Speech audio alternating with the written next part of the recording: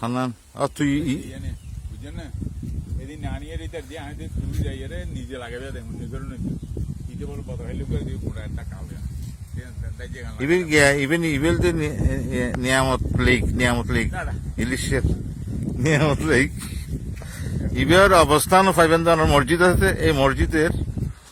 উত্তর পাশে নিয়ামত লেক দেখেন না ইবে ওই এত বড় ফয়েজ লেক এত বড় আর না ফয়েজ আহমদ চৌধুরীর ফয়েজ লেক এত বড় এখন ইবের পাশের দিল খুব সুন্দর মনোরম দৃশ্যের আবার তারা না এই দেখেন এই নিয়ামত লেক দেখেন ইলিশের সবচেয়ে বড় লেক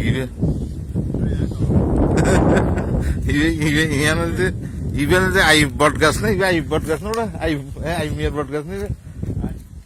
ইবের ফারতের যে প্রাতদেশী ইবা আর বুড়া মাতামোহরী নদী ইবে কলকল ছলে নদী বহে কল ঢেউ ভাঙে ঝড় তোফান এরে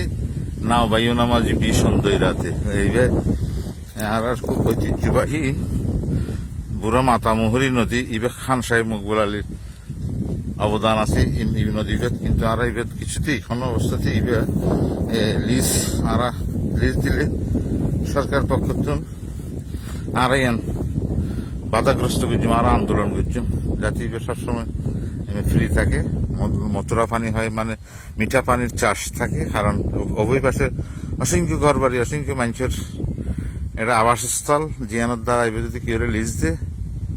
তাহলে জিনিস নোনা পানি করে ফেলায় তারা ইসা মাছের আশায়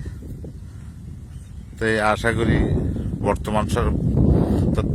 তত্ত্বাবধায়ক সরকার মানে